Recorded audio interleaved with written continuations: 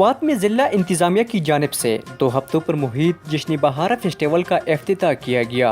افتتاح ملکن ڈویژن کے کمشنر ریاض مسعود نے کیا۔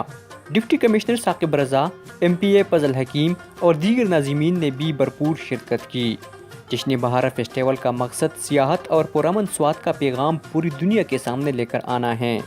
سوات میں جاری جشن بہارہ فیسٹیول سے مقامی لوگوں کے معاشی و کاروباری بہتری اور لوگوں کو زیادہ سے زیادہ روزگار کے مواقع فراہم ہوگی۔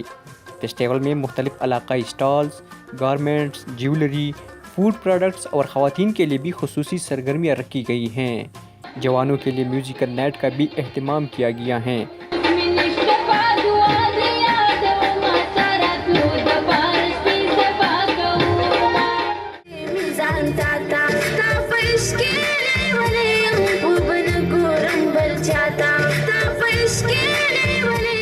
جس میں پشتو موسیقی کے ساتھ ساتھ دیگر زبانوں کے گلوکار بھی شرکت کریں گے۔ فیسٹیول کے افتتاحی تقریب کے موقع پر آتش بازی،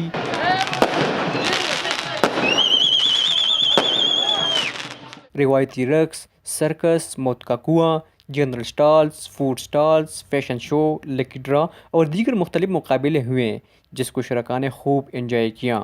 کیمرہ مین سمیع اللہ کے ساتھ اویس احمد خان، SWAT News.com، منگاورا سوات۔